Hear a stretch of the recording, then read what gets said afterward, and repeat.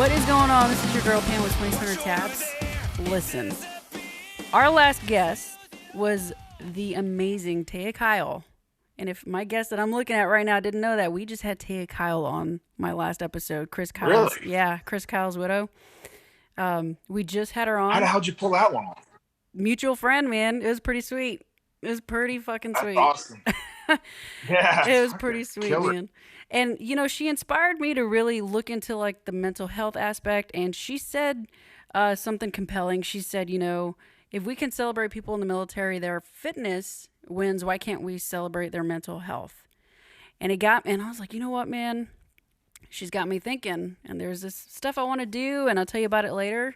Because it's some big news. And I'll let you know on this towards the end. But for my listeners, I have a really special guest today. I was actually stationed with this guy back in 2007. We were kind of just catching up before we hit record. And Claude, his name's Claude Morrissey. And if you saw him, you would probably want to like run the other way because he's like six. How tall are you, Claude? Like six? I'm 6'4". I'm 6'4.5". If you're counting it for weigh-ins and stuff. But now I'm sitting about 305. I got on the scale the other day, and I'm like, I watched on the scale at the doctor's office, and everybody's looking like, man, that guy's a fat ass. So, retirement's been good. Let's say that. Let's say that. Well, now that we know his specs, Claude was actually a rescue swimmer with the Coast Guard. And when I was transitioning from the boat side to aviation side for my brief little stint, I met him. We were stationed in Cape Cod. He was a rescue swimmer there. I was an airman. And this dude is like, I think you're a legend. Like, if you know the name Claude Morrissey, like, you just know Claude. Like, everybody knows you. And if you don't know him, like, you've probably seen him on Coast Guard Alaska. Like, the dude's more famous than Ashton Kutcher at this point. Like, he's the legit rescue swimmer. Thank you. I've never been introduced like that, but I hope I live up to it. Well, I got to make it sound good, man. Yeah. We got to keep the listeners, engaged. But I'm serious awesome. when I say that. Like, you fucking. I'll sell you some commercials. That's what I'm into. Yeah? I want to sell you some commercials. Let's do you gotta it. have some sponsors, man. Who are your sponsors? I have no sponsors, but if you want to be my first, let's talk. Because I think it'd be pretty freaking awesome. I'm serious, man. Yeah, I tell you what.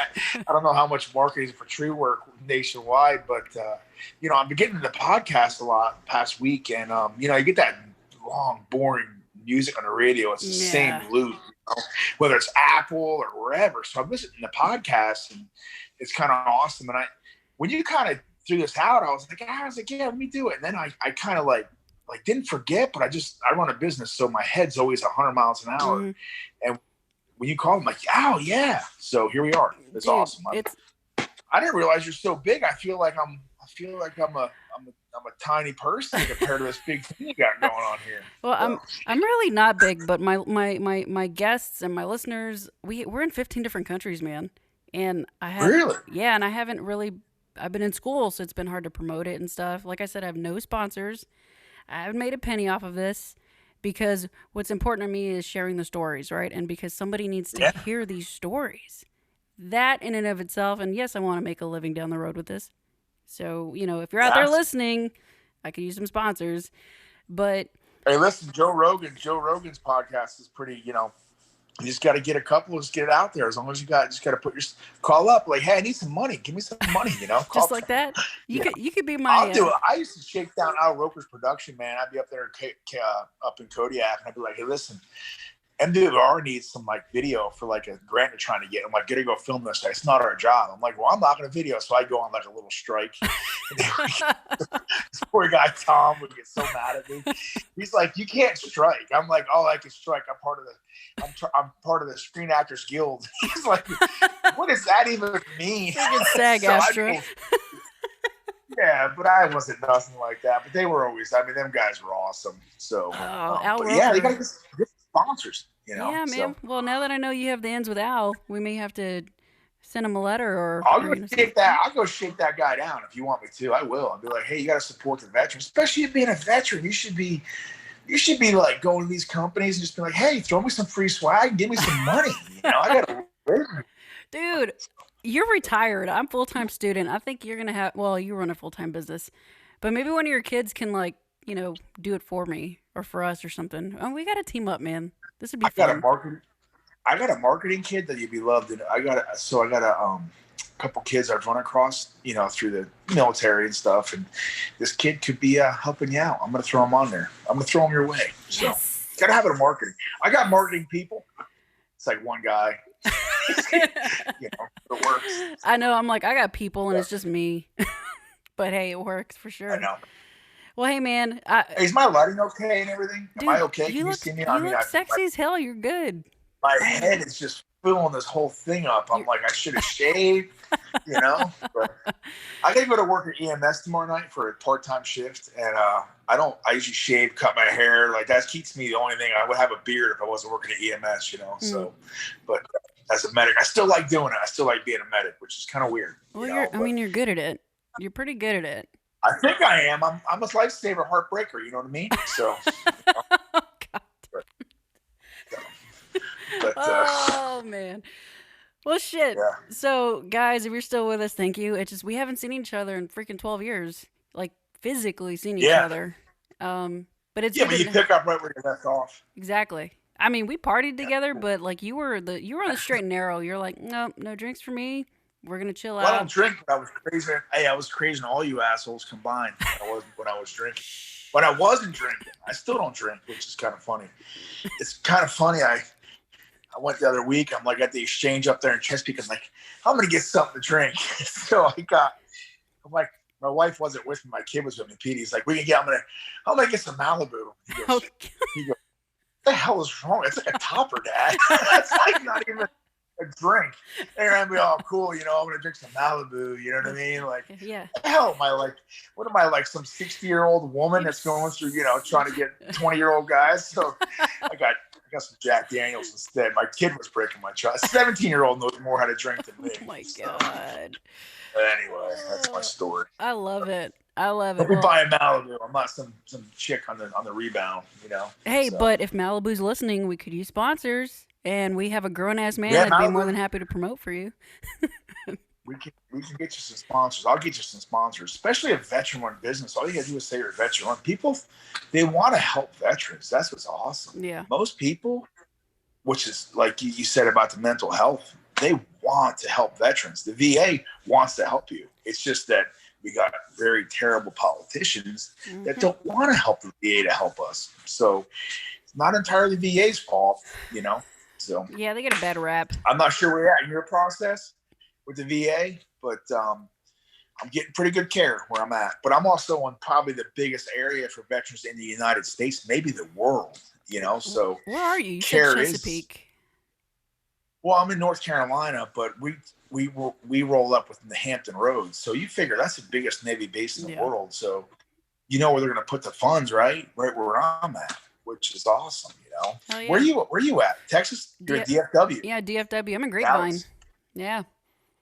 Really? Yeah, man. You go listen to Pantera a lot? Actually, go visit Dimebag. Well, the school I go to, believe it or not, used to be the Dallas Sound Lab, and Pantera recorded there all the time. So get out! I swear, one of my instructors engineered the Far Beyond Driven album. It's freaking amazing. Get the hell out of here! I'm serious, dude. Oh my God. I'm dead serious. You're killing it. I'm killing it. You're hanging out. Man, I'm so jealous right now. I'm gonna come visit you. Come visit, dude. The school Stevie Ray Vaughan recorded there and shit, like Pantera. Really? Yeah. Well, the original school they had to move locations because it got flooded, but it's still the same platinum records. Elton John's piano's there. I mean, the Beach Boys. I'm serious. And I'm not blowing smoke up your ass. Like it's there, dude. Yeah. So I'm coming. I got trained by those guys on how to do my engineering and music. It's really fucking cool. That's awesome, man. Yeah. You're still full time, right? Yeah, I graduated with my associates in recording arts recently, and now I'm in film to do film. So. Hey, you can't see my text messages come up, can you? No. Are you my Snap-on tool guy? I think my Snap-on tool guy wants to have an affair. He's like, I'll be home at 7:40. I'm like, what? It calls the tool man. I'm like, I hope she's not seeing this shit. They're gonna think I'm, hooking up with this Snap-on dude. Oh, you mean right now, like on Zoom? Yeah, I'm like, thank God. Anyway, that's like all No, embarrassing shit. no, man. Two totally different Anyway, platforms. I thought But you could see the message. I was like, man, no, like, this no. guy's stalking me. But, No, yeah. but if you're listening out there, this is being recorded. I'm starting to record my Zoom calls. It'll be on the YouTube channel for 2,200 taps, so you'll get to see Claude's pretty face, and you get to see the glare off my freaking My glasses because I'm receding, getting old. my receding hairline. Stop it! You look good. You still got it. I'm trying. So, but, Well, cool. Well, let's just dive in. How shall we? So I dude, wanted to, huh? Oh, what's that? oh, there's got to be okay. So there's a little delay. It's okay. No, I wanted to dive into your story specifically. I saw it come across the feed. First, it was Sarah Faulkner's, one of our rescue swimmer sisters, Yeah, and then it was you. And I'm like, wait, Claude? Like, what the fuck happened to Claude? Because I hadn't seen you in forever. And yeah. That's kind of what happened. I I read the just, article, and I'm like, you gotta be kidding me. So yeah, for my listeners, this episode is going to be very interesting, but this guy means the world to me. Any of my veteran brothers and sisters that go through some crazy madness the way this man did, you guys will have a platform forever here on the show. So, thank you. yeah, you guys, your voice needs to be heard because as much as I love the Coast Guard, what it did for me, there was a lot of shitty parts of it that, like we saw, you know? Yeah. So the Coast Guard is 99.99999. You got a better chance of catching Corona, COVID virus, COVID. I'm a terrible, but you got a better chance of having a bad experience in the Coast Guard. The Coast Guard's awesome. The Coast Guard is, and I think you'll agree with me. They're out, but if you catch that 0.00001% of people, it could be terrible for you. So And we're so small all I that can say. whatever happens will follow you. Oh yeah, Like that shit oh yeah, yeah. follows you. Well, it didn't follow me. I burned the bridges. I not only burned the bridges, I set them on fire, made sure they floated away and everything, Well, fuck, So, man. but So yeah, what happened, man? So we kind of went our separate ways in 2008. You went to yeah, Alaska.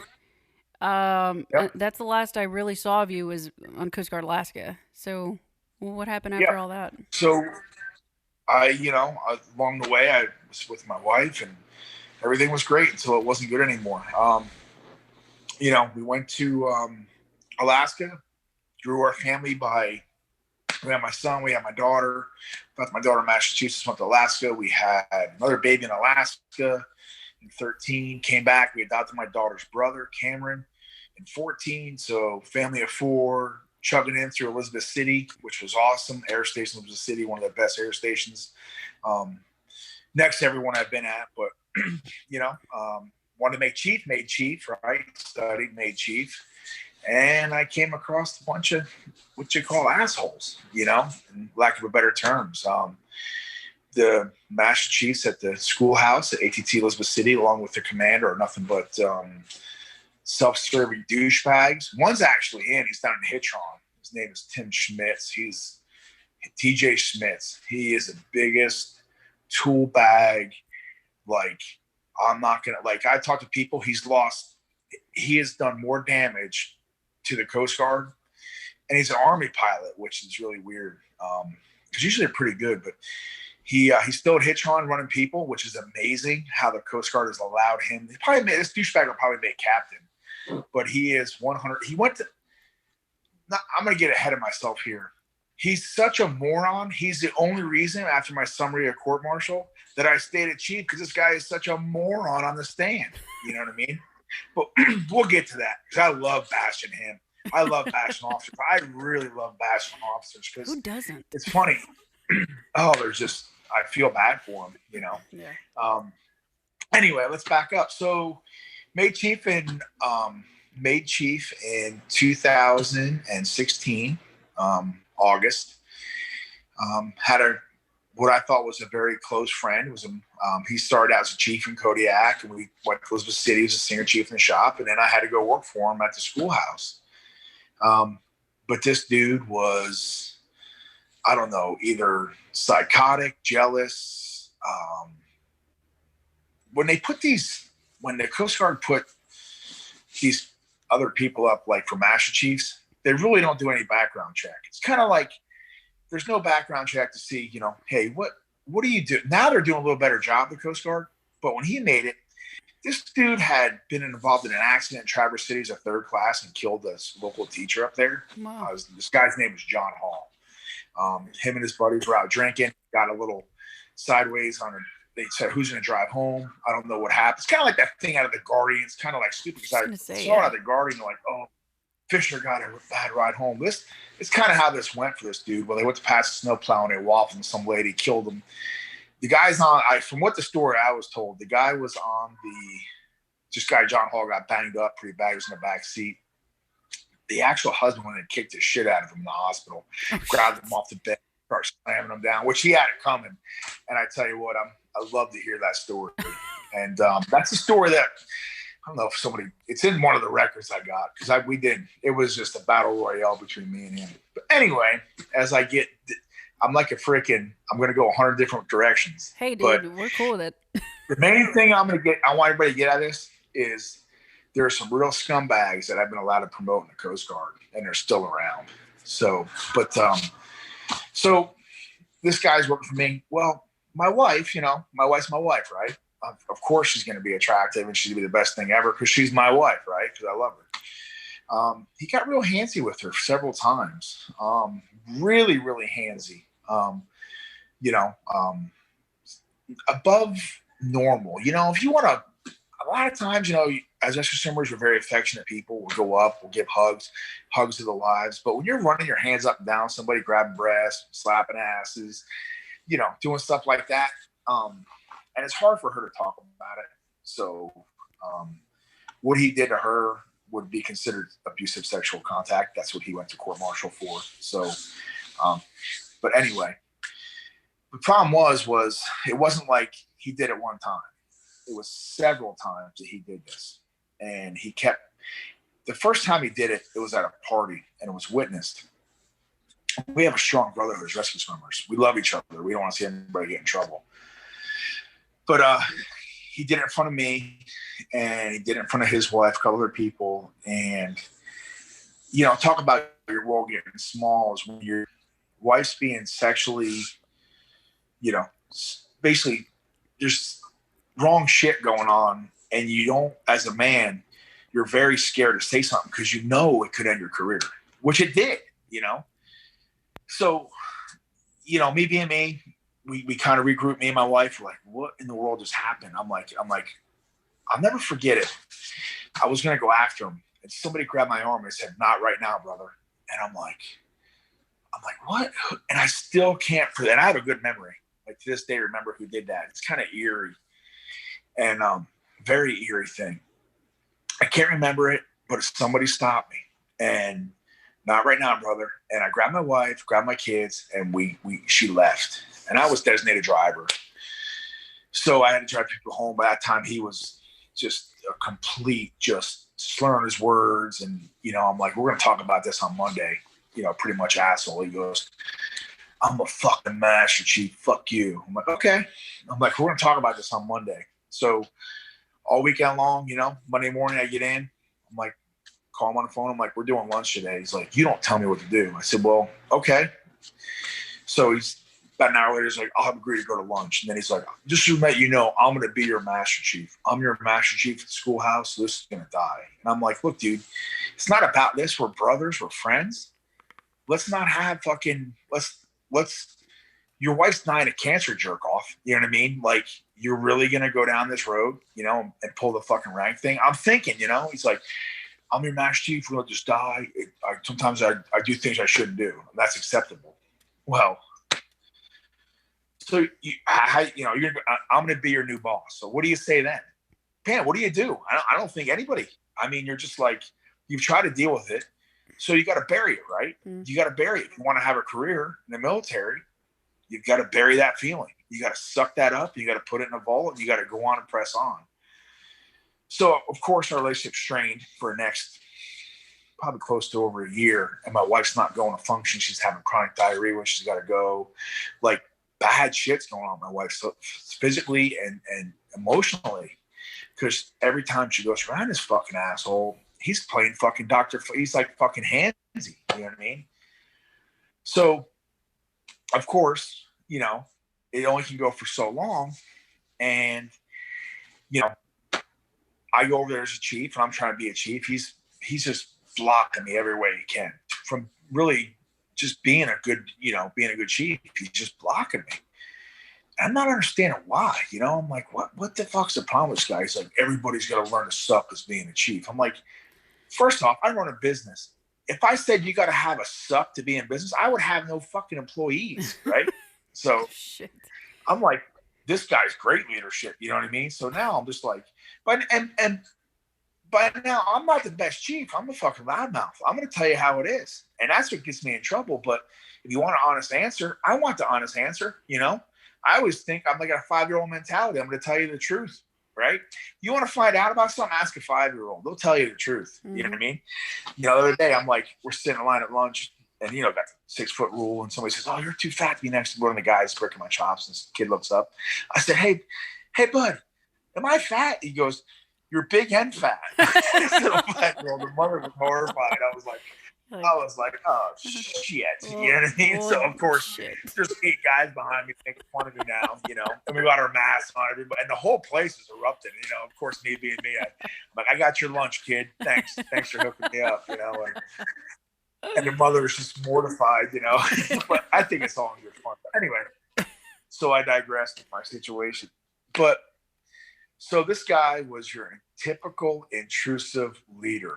And you ever heard that term, intrusive leadership? Have you heard that? Probably a time or two. Okay. I've heard of shitty, like, dirtbags. Okay, intrusive leadership is something the commandant says. And this guy, Charlie Ray, this vice commandant, that's a fucking moron. Wait, does that mean forced leadership? Intrusive leadership, right? They keep saying this, like this guy, Charlie Ray, the guy that got COVID, got all the other Joint Chiefs of Staff sick. It's fucking retard.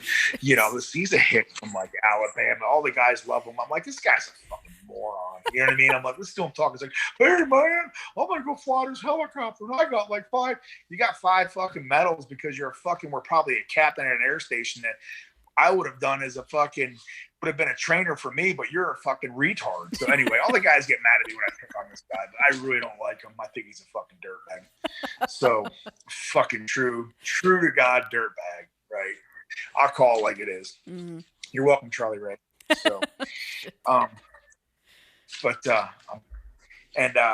anyway, intrusive leadership. This guy is your true intrusive leadership. He wants to know everything about you and your family and how to use that. That's what intrusive leadership is. It's a military's tool to govern people. So they go in, they learn everything about you, all your deep, dark secrets. Hey, you know, Claude's not sleeping at night. I'm not sleeping at night because maybe somebody's fucking trying to accost General Sal's bone came up. Somebody's trying to mess with my life. Maybe I'm not sleeping because, you know, as a vet, maybe I got some baggage. Maybe I've seen some shit. Maybe I got some dead kids in my mind. You know what I mean? That I picked up when I was stationed somewhere. Maybe, you know, the dead guys know, like you had said before, it's about military health, right? That's where the problem is because you can't run to medical and be like, hey, I'm having a hard time. Because then you get hammered. Mm-hmm. You know what I mean? You get hammered. So my story is kind of unique. I'm trying to be a chief. I get this contractor, right? This guy, Roger Shivers, right? This dude is an old swimmer, and swimmers are a brotherhood, and we love each other. But when these old swimmers come around, they try to teach new swimmers that are 20 or 30 years younger. It doesn't work out that well because no kid wants to hear sea stories about how it was in 1974 in H3. They don't know what an H3 is. You know what I mean? Mm-hmm. And now they don't know what a helicopter is until they graduate school. You know what I mean?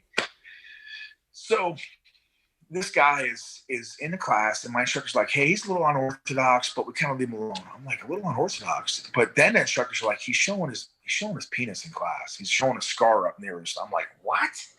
I'm a new chief, right, Pam? I'm like, hey, look. I'm like, hey, Roger, nothing for nothing. We got females in here that come to school. We got males. We got alternative lifestyle. Because a lot changed in the past 10 years in the military, which is cool as shit, right? Mhm. And I'm like, let's not drop our pants anymore. You know, Yeah. let's not pull our pants down and show any scars or any special spots to the students, right? Not the old And I guard. kind of made it as as not coming at him as like you're not going to do this. And of course, him being a senior chief went to the and went to the master chief. Master chief's like, well, I think he's right. I'm like, do you think I'm right? You shouldn't be showing your penis. You know what I mean? Like, anyway, well, this guy had a huge problem with me. It erupted. He was going to kill me, gut me like a pig, run me over his motorcycle. This guy's just a train wreck of a human being. Shows up 2 doors down and starts writing in garden mulch that he loves some. I think he had the wrong. Anyway, he showed up 2 doors down writing in garden mulch love letters to people, and I'm like, this guy is here to harass me. So I call the cops. Right as soon as I call the cops, the command's like, they're like, Morrissey's a problem. I'm like, I'm the problem. I got a guy writing garden mulch 2 doors down that's threatened my life. And it just took a wild turn from there. And then, of course, the sexual harassment stuff's coming out, because now it's like, I'm like, I've been telling this guy to stop. He's not stopping. It just was a complete. The May and June of 2017 were by far the hardest time in the Coast Guard for me. And because everything came to a head all at once.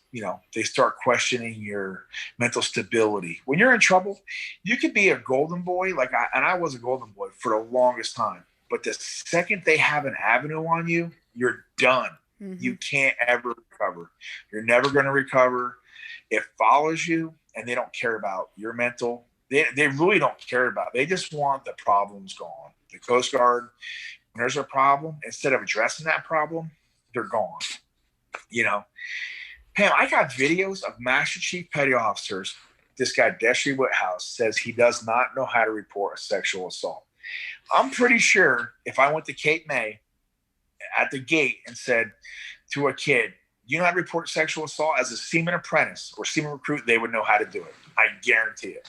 And the problem is the Master Chiefs at the top, they get away with whatever they want because they think they're so special. So, in a nutshell, what I learned is don't ever speak up, because you're going to get in trouble. But that's not me, you know that. So, Yeah. I went down swinging. Dude, I mean, good for you for speaking up. And look, I mean, you still got I hate to fucking say this, but you still got a retirement out of this. Oh, And I know, and that's I mean, so funny you say that it's because fucking crazy, dude. look, Pam, I'm not lying, and I mean this with all sincerity. The VA's taking good care of me, and the Coast Guard's taking good care of me. I actually wake up and I'm like, holy shit. Like, they're paying me now more. They're paying me more now than I was when I was in. I was like, this is fucking crazy. You know what I mean? Like, this is like the paycheck of the month. You know what I mean? So, me being a ball buster, I mean, I really say that. And I tell you what, the Coast Guard is so full of good people. But if they could just spend a little bit more time doing prevention on things other than, that matter, your mental health, your like, okay, your mental health. And how about, throw a diet class in here somewhere for people, you know what I mean? Or how about, now how about helping people stop smoking? How about leading a whole healthy approach to it? A whole body, a whole mind, a whole healthy approach. I wish the military would adopt that, but they just want to use you up, then spit you out the other side. Mm-hmm. And that's where the VA comes in. Well, VA is supposed to be there to help you. That's their thing. Well, the VA will help you. The VA will help you. And I'm not sure how your experience was with the VA. Is it good, bad? It's been pretty bad. It hasn't been the greatest. Really? Yeah, more so with like disability claims and shit. That's been the hard part. But when I was in Chicago, the VA out there, the Edward Hines, was horrible. Dude, there was like human shit on the floor one day. I'm like, what is this? Yeah, it was nasty. And then come to find out, they had stored frozen bodies at the hospital that they never like did anything with. Like that it was just one of the worst VAs you could possibly be a part of. Your girl was in there because I was stationed in Chicago. But I'm not gonna Yeah. lie, there are some VAs that are good. Unfortunately, the biggest problem is getting somebody to answer the damn phone, or having them call you back with So results. that's But so the thing that you have to do, and let me tell you something about these politicians. They're there to serve us. So any vets out there that are unsure of, call your fucking congressman. Hey, Congressman jerk off. Get off, and they have AIDS. Every congressman has AIDS, and not AIDS in the not the sickness. like HIV. They have AIDS. Most admirals have HIV, but because they're fucking like, what's that guy? Carl Schultz is a new admiral. What a fuck! If he don't have fucking dementia, I think he's got more dementia than Joe Biden. I swear to Christ. Like, I'm not bagging on anybody, but he's got dementia. He's got some Alzheimer's dementia. And I'm not picking on the man, but he's a fucking retard along with his cookie fucking master chief. What's his name? Fucking I don't keep whatever. up anymore. That scumbag. I'll get to him later. But anyway, so use your congressman. Call them up. It's a simple thing. Go online. It'll take you 5 minutes. Hey, congressman, whatever.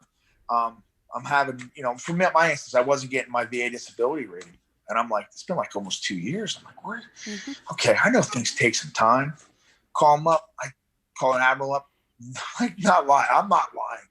The following week, they dump money in my account. And then try to figure that shit out when somebody puts like a large sum of money, like, umpteen $1,000 in your account. And you're like, fuck, the mob's coming for me or the cartel's coming for me because I got somebody's money.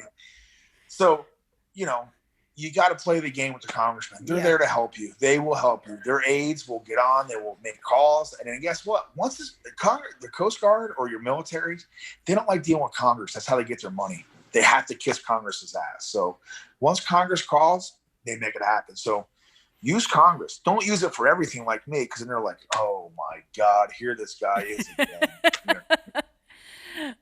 So let me get to the meat and potatoes where they really messed up with the Coast Guard. So I make all these claims, and I'm trying to just be cool, right? I'm sitting. They take me out of all my duties. I'm sitting in some.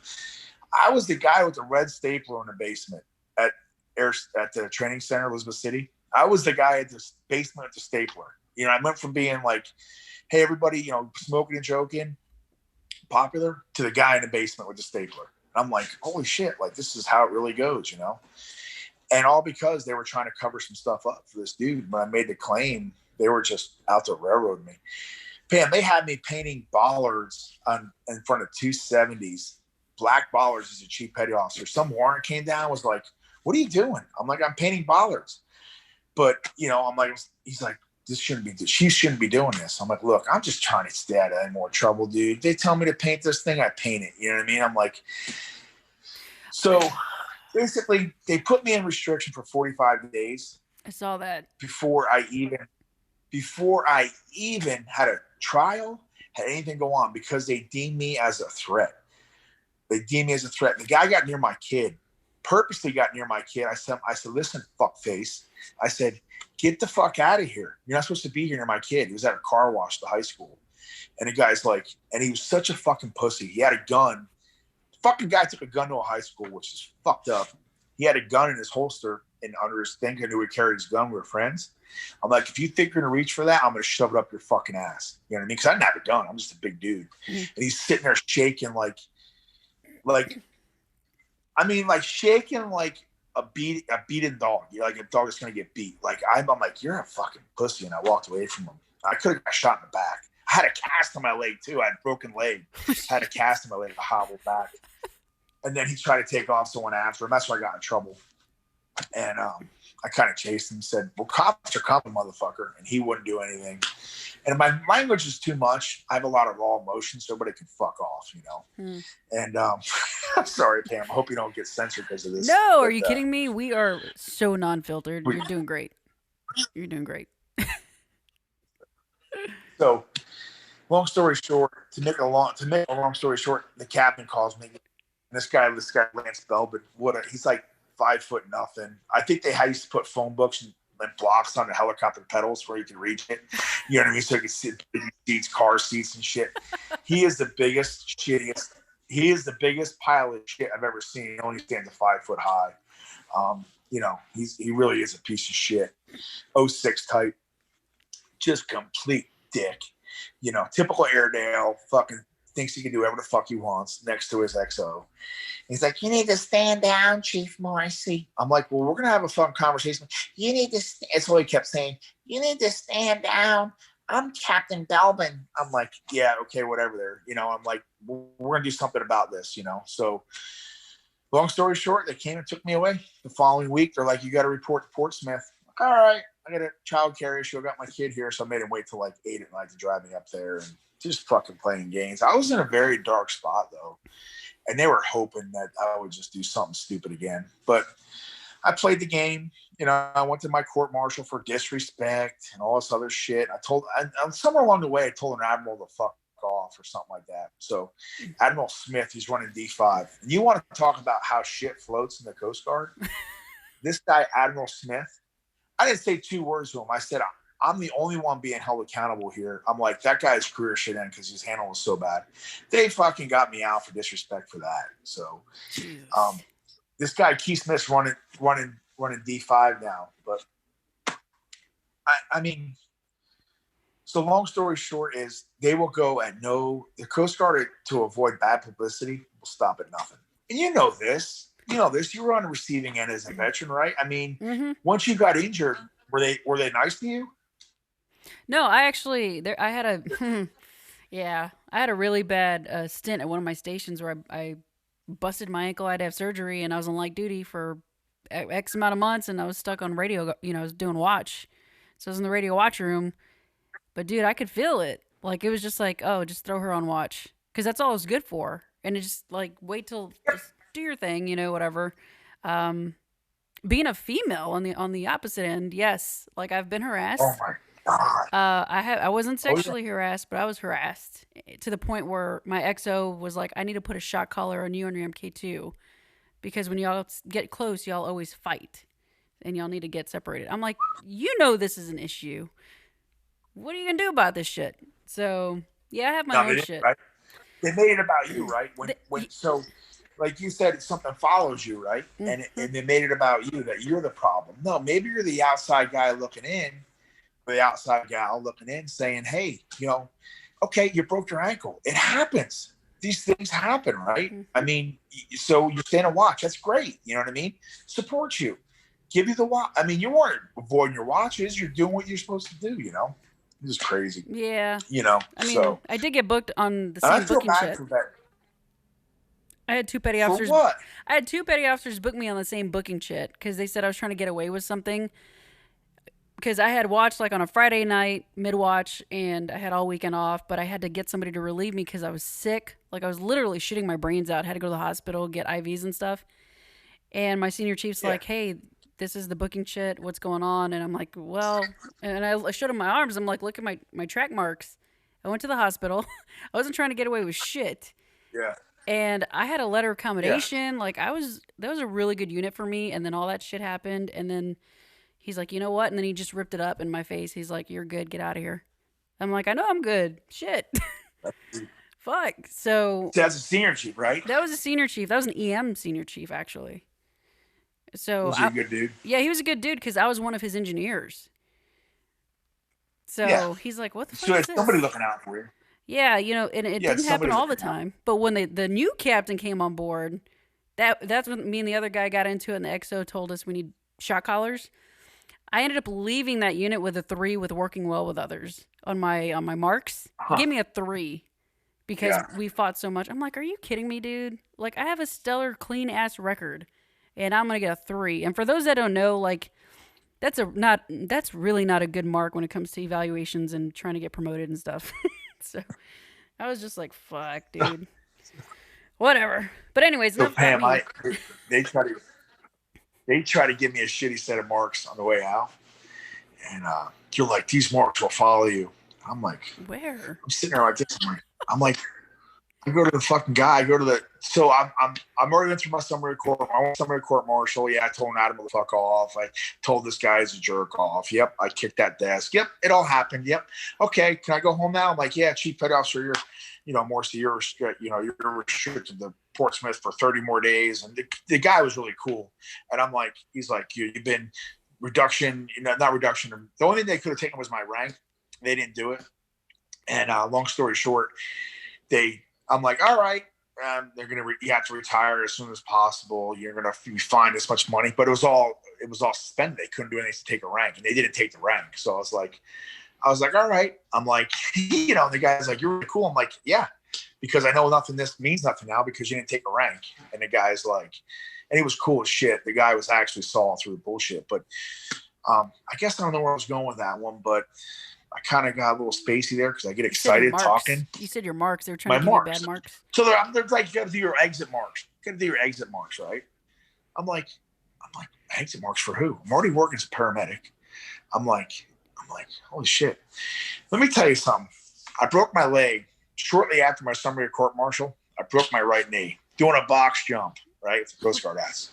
So long story short, I didn't go to work ever again. I was off for like 6 months because I was light duty or my leg was broke. And they're like, you got to get your marks in. I'm like, what are you guys hung up about these marks for? They're like, well, you got to get your marks in. Yeah, it's got to be done. I'm like, fuck your marks. I never did them. And they're like, who? Like, your new boss will need them. They'll ask for them. I go, I'm my new boss, asshole.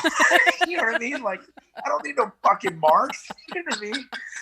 You and your fucking sevens and shit, So I'm like, I'm my own boss. They're like, oh, I'm like, I don't give a fuck about the Coast Guard anymore. I'm like, do me a favor and shut up, So they just keep messing with you until the very end, They like restricted me off bases and shit like that. I'm like, look, I'm not like your draw to go to Coast Guard Air Station Elizabeth City or base Elizabeth City is not there. You know what I mean? Like, I'll go up the other way and I'll go to a real Navy base that I actually have like shit to do, So, but they constantly mess with you, and then all of a sudden, boom, I'm like, I'm coming after you. I'm gonna be talking about this to people, and they're like, hey, fat kid, you're not gonna be talking this about anybody. Nobody gives a shit about you, And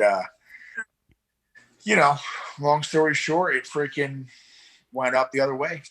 Like, I am talking to people. I have an avenue. I have all these avenues, such as you and this other one. They didn't have to go out or something like that. It's a Coast Guard one, and I don't think they aired it because I think I was pretty rude in there. But long story short, I don't really cut to the punch. I just really, my new thing is, I was bitter when I got out. Super, super bitter.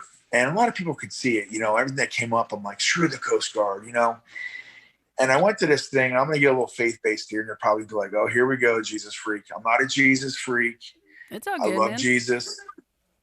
I love Jesus. I have a very good relationship with God. I'm still Catholic,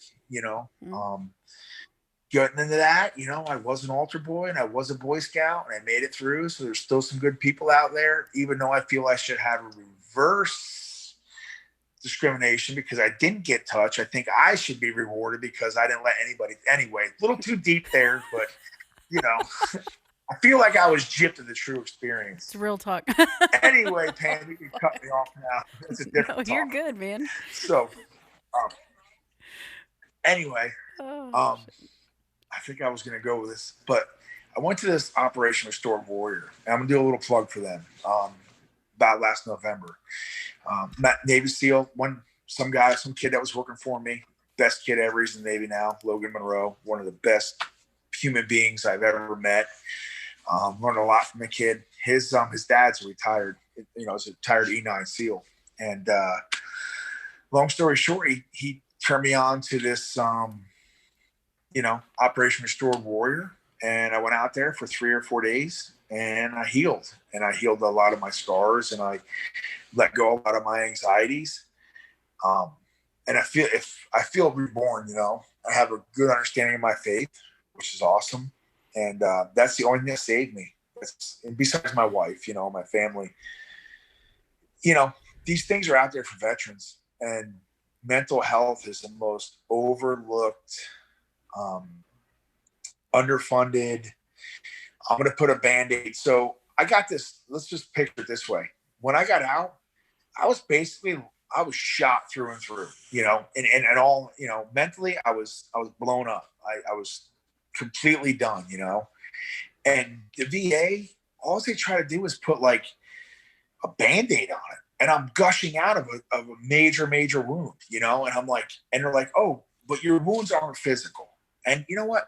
But mental health is if you don't have your mind, if your mind's not right, your whole body's not going to be right. And thank God I found this group of people. Thank God my friend Ross turned me on to it. Thank God I have brothers that have went through it and sisters that have went through it. And we're starting a group and we're healing. And that's awesome. And thank God there's some rich people that want to do this for us, because and it's only a small percentage are able to go because there's such a need for it, And I was listening to Joe Rogan's podcast with Matt Best. I think it's a Black Rifle Coffee guy. And they're like, Joe Rogan's like, if they're going to send you out to war and they're going to send you out to do, like, here you are. If they're going to send you out to, that's awesome. Yeah, I listen to their podcast. It's really good. And to hear them guys I feel like I'm rambling. I'm like, I hope I'm not. I'm thinking about this thing all week. I'm like, I'm really hoping I'll sound like these idiots when I'm on this show for Pam, because these guys are awesome, but they're just saying whatever the fuck they want. They're getting away with it. I'm like, I hope I'm a little more reserved. I hope I'm a little bit more reserved, and Pam doesn't get embarrassed. I'm like, she's probably like, I have this fucking melon head on there, Dude, you're not the first melon head. You're good. I'm so used to it. It's not even funny. It's a big melon head. But I was just telling them, they're like, you got to be able to pay the cost. The cost is if somebody goes through some traumatic shit, you got to fix them. You have to fix them. What's it like? Excuse me, less than 1% of us served America. Pay the ticket. I'm sorry, it sucks. You know what I mean? But pay up or shut up, or don't go to war. And or don't let people go out and boast and do dumb shit. Because I was at war. Let me tell you something, Pam. We went through something unique. We were at war with the voting public of America. And you think Al Qaeda is bad? Freaking the voting public of America, they'll kill you sure than shit. Who is at war? The station or what? What do you mean? No, we're at war with America. We're at war with the voters, with the American voters. Oh, they're you terrible said people. Boaters. I thought you said boaters, like boating. No, boaters. Yeah, the motorboat. People on motorboat, they were trying to kill us at all costs. Oh, you know shit. what I mean? You're okay. All these people. Right there with you. My right there going to Sarkis, you're like, holy shit, what are you doing out here? It's like a hurricane. I'm out here catching speckled trout. Yeah, I'm allowed to be out here. I see where you're going now. Head for the shore, would you? Fucking job security, dude. That was the only thing. It was like job security, and I didn't. It's funny you talk about that, because I shared it in my story. Like, before I got out, I worked a really shitty SAR case that fucked me up, dude. Just, it jacked me up. Yeah. And it took me a while to get help around that, and I had a fear around water, and here recently I've been able to overcome it. And people are like, really? I'm like, yeah, dude. Fucking panic attack and water is not fun when you love the water. There's something there. So, I know you've seen your fair share of a lot of shit, man. And I just want to thank you, man, for being Scuba Steve for us, because that's not an easy fucking job. Scuba Steve. I tell you, it was these kids that come out now. They're faster, stronger, smarter, more put together than I ever was. Awesome. I just had, I had brute strength and really good looks. That's the only that saved my ass, back in the day. But I always try to have a little bit of humor with things, and that's what kind of kept my sanity, is being able to be, you'd be flying along in an A60 late at night, star case, maybe it's a flare sighting, or he's just punching holes in the sky, and you get the boat down below, and you're like, oh, them poor assholes, they're getting the shit kicked out of them. We're up here just loving life, and you're telling jokes, telling stories, but that is what I joined the Coast Guard to do is to provide the humor when you need it, and you know, the aviation as a whole and any life-saving service is just an awesome service to be part of. And the Coast Guard does so many things right for them. Like I tell my wife all the time, I'm like, don't judge them on this one or two events that happen to us, because there's so much good in the Coast Guard. And Yeah, there really is. it took us a while to warm back up to just being around Coast Guard people. And, we're in a big Coast Guard community here. And I got to kind of like always like be like, the Coast Guard is good and it is a good place, and they try really hard, and I get a little choked up the way it ended, but I'm still like, if I can change one thing, maybe nothing will come out of this ever with me, but at least we're having conversations with people like you that have the power to put it out there, and we can address, how to properly report sexual, because my thing is, I want my daughters to go to the military. I don't want them to deal with what you dealt with. I want them on a level playing field. If they want to join the military, I think everybody should on a level playing field, whether, whatever you're into, if you're male, female. I don't have a problem with anybody, transgenders, gays, whoever. And as long as you're serving your country, what's wrong with that? You know what I mean? That's awesome. And I think that we're missing that, or our own fears get in the way of that, of let's just let people that want to really serve and do a good job, and let's leave people alone. Yeah, is there time for discipline? Yeah, there's time for discipline, but let's let it be fair, let it be just, let it be standard across the board. And that's what my fight is to make sure that this doesn't go unnoticed, because this dude that did this wasn't his first time. I had a prosecutor come to me at my EMS station and talk to me on a Saturday and tell me that we don't really have enough evidence, even though we touched several people. We don't really have enough evidence to go on. I'm like, what evidence do you need? And that was tough. That was a tough thing. But, we all learn from it, right? So. And I think it's still ultimately, what you're talking about is still going to ultimately go back to mental health. It's always going to go to it. And you know what the thing, I don't think sad thing about it, if this dude maybe would have gotten help after maybe some other bad events had happened in his career, he wouldn't be on this freaking power trip to prove like I'm a dictator. You know what I mean? You don't have to be that way, Yeah.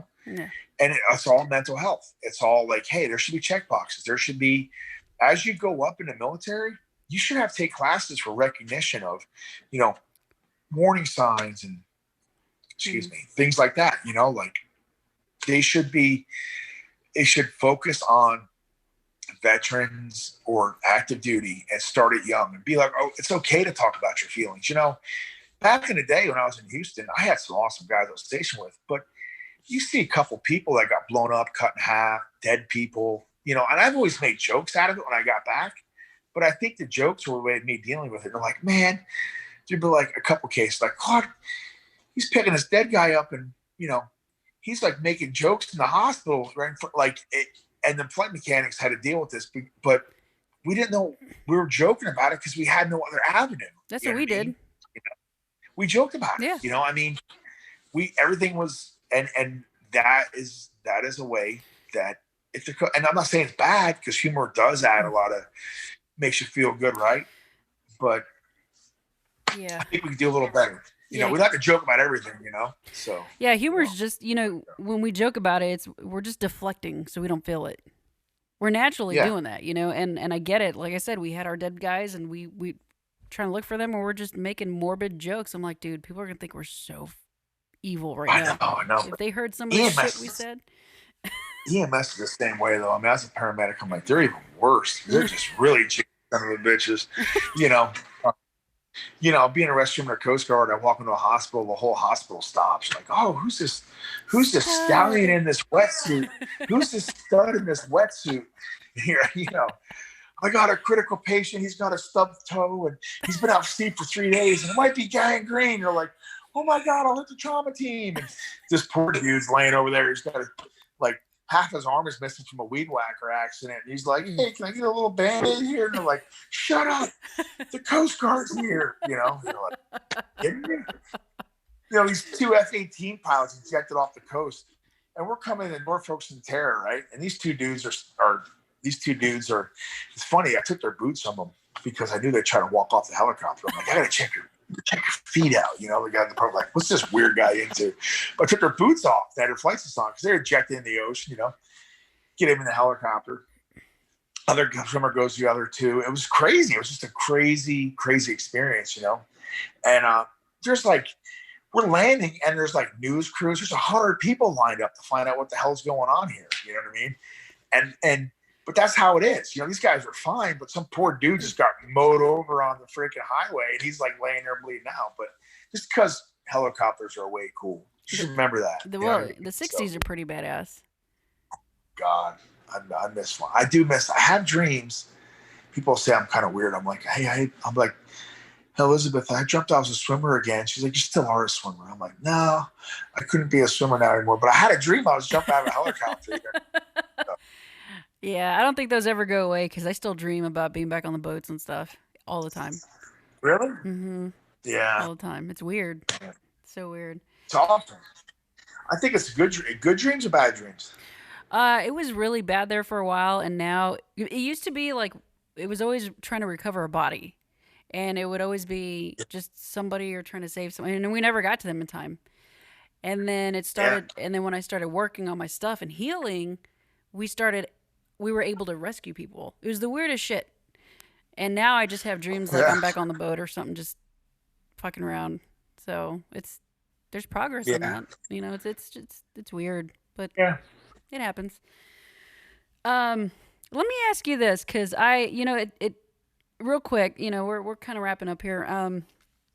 I was reading that in 2000 and correct me if I'm wrong, 2013, you were Geico's Military Member of the Year, right? You know what shit I got for that?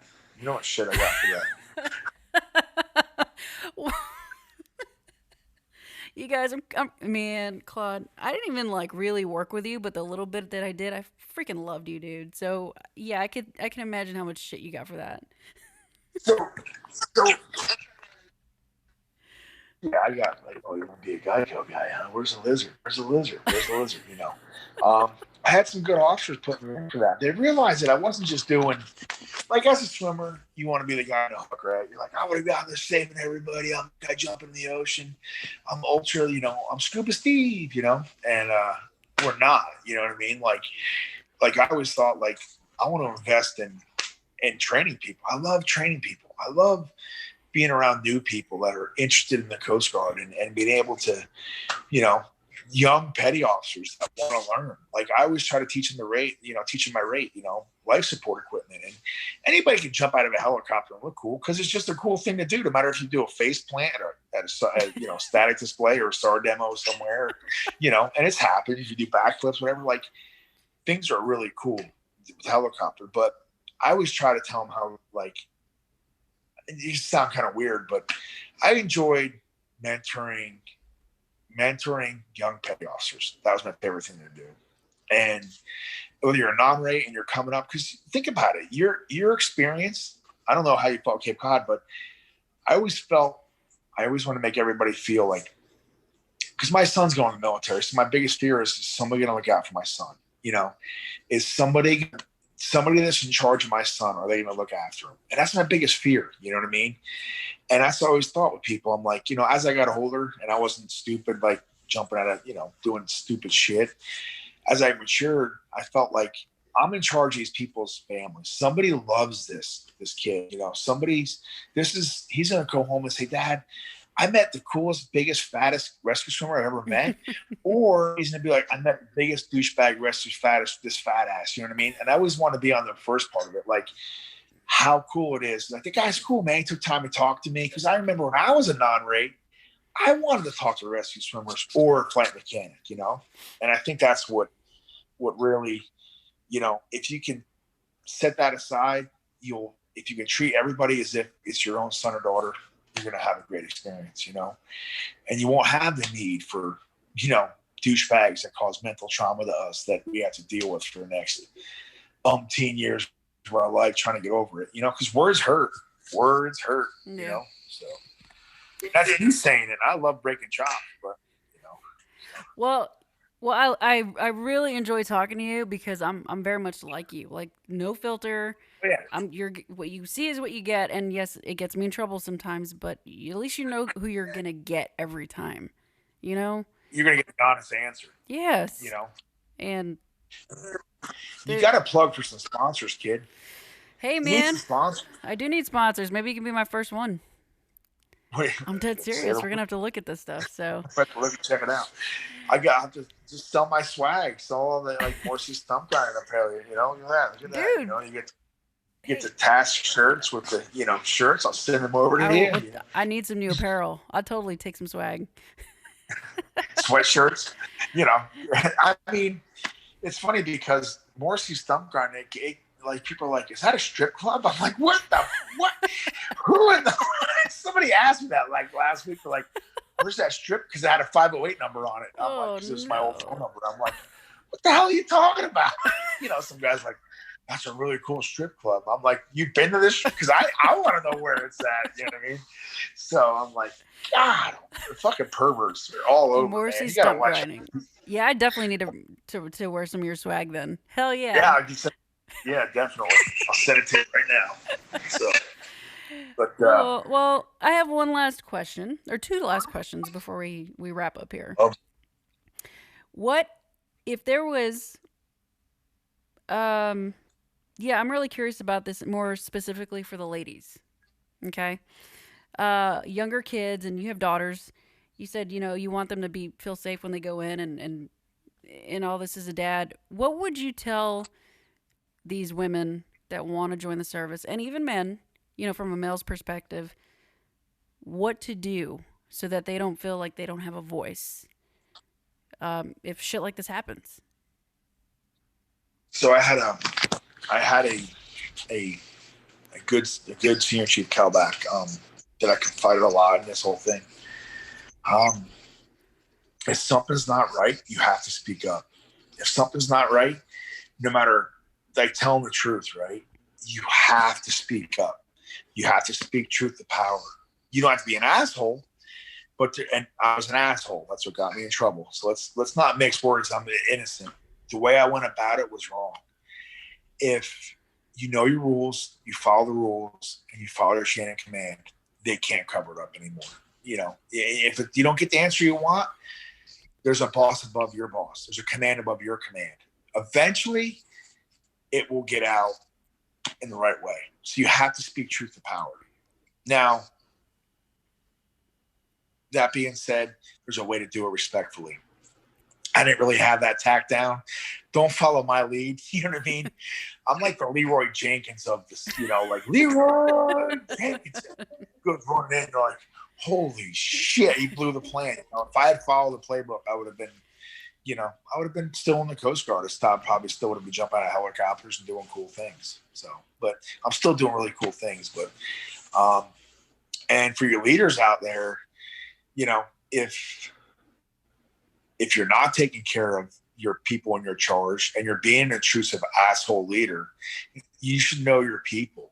Like they should know your people. I shouldn't have to go have this awkward conversation like, hey, I'm your boss. Like I know all my guys that I work with every day, the 8 guys I have, I know what's important to them, what's important, what's not important, what needs to happen. And now I got new guys that I have to learn. And that's just the 8 guys I have working for me. And I know what makes them drive, what makes them tick. And you have to use that to your advantage, and take care. Most of all is if you're a leader, you got to take care of the people as if they're your own. They're your own. You know what I mean? Your own family, because they are your family. They're the ones who are going to make or break you. So that's kind of where I go with it. I want my son's getting ready to carry on a tradition. He wants to join the Navy, wants to be a CB, which is awesome. I'm like, hey, bud, there's this thing called the Air Force, maybe the Army engineers. He's like, CBs are awesome. And I'm hearing all the Coast Guard jokes. Hey, Dad, I went to the Coast Guard. I'm a little too tall for him. I'm like, shut up. You know what I mean? I got a Already? couple baby vets. Oh, it just rides my ass. Dang.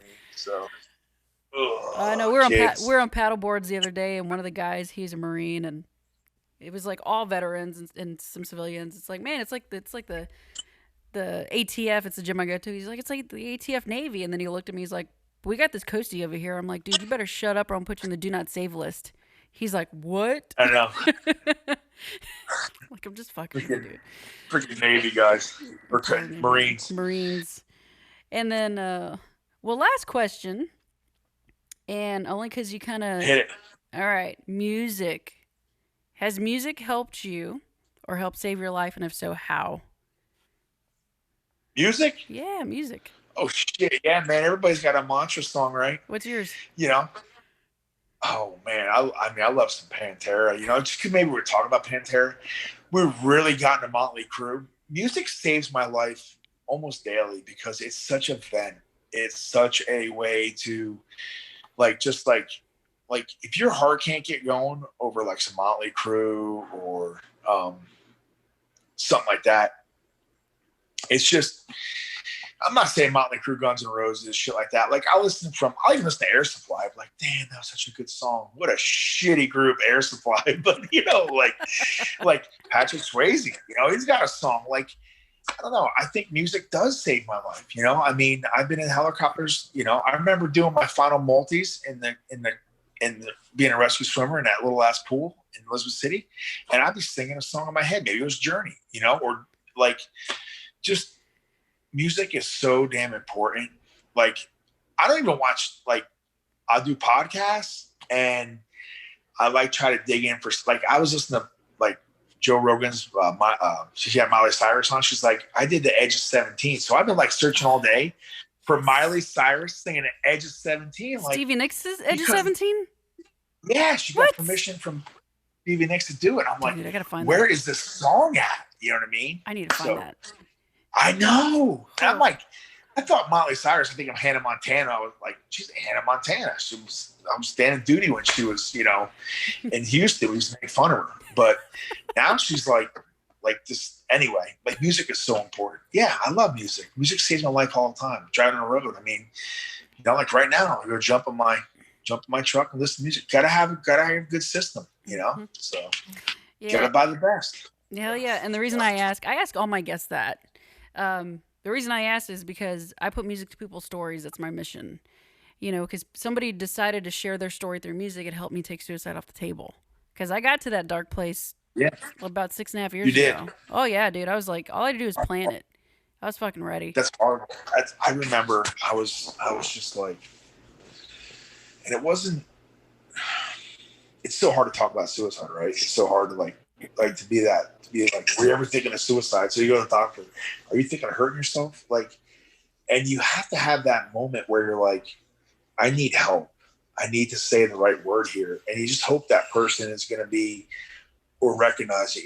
They put me through 3 psyche valves, and that in itself, they put me through 3 psyche valves in like a month, 2-month period, and that was, you start doubting what's normal and what's not normal. And that's their tactic to mess with you.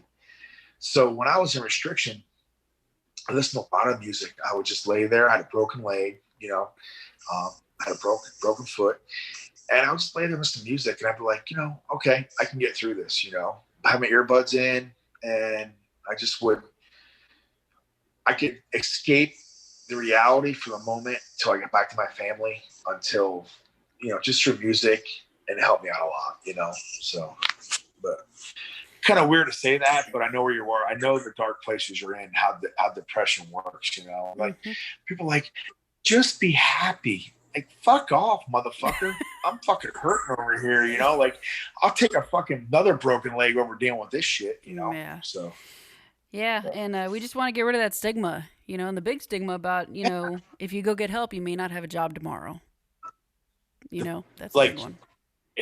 It's so funny because this has been coming up a lot lately, and the mental health is for veterans is so overlooked and so underfunded, and we need to get more groups like Operation Restored Warrior on the table and getting people back to where, whatever you choose, faith-based or whatever you're maybe we can start a foundation like the music foundation and just like maybe there's a way out there, Well, and get some of these big, you know. it's funny you say that because I've got some exciting thoughts I'm going to share with you once we get off, if you have some time. And Yeah. I'd love to bring you in and just kind of let you in on what's been kind of happening behind the scenes with this podcast. But yeah, man, thank you again, Claude. We're gonna wrap up just because I know you got to get back to your family here in a minute and stuff. But thank you so much for being here. I love catching up with you, Thank you. bullshitting. That was awesome. Absolutely, and you can come back anytime. I tell that with all my guests, anytime. You know what? I'll be on there weekly. I'll be like that house guest that never leaves. You mean you'd be like herpes? Like herpes. No, I watched Trailer Park Boys. It's more like crabs, just show up. You know what I mean? So, herpes is the gift that keeps on giving. That's very true. All right, well, let me just hang tight, and I'm gonna sign off with my listeners here. So, guys, if you, this is what it is, man. I mean, I love just getting on these podcasts and catching up with some old shipmates and fellow coasties and just bullshitting, man, and any veteran for that matter. It's a lot of fun. So, if you guys love this episode, make sure you tune in, you subscribe, you follow all major platforms, the YouTube channel. This episode's going to be uploaded here very soon. And if something in this story hit you in particular, email me at 2200taps, 2200taps.com. Or at gmail.com, excuse me. I want to know your story. If you want to be a guest, let's go, baby. But until then, have a good night and peace out.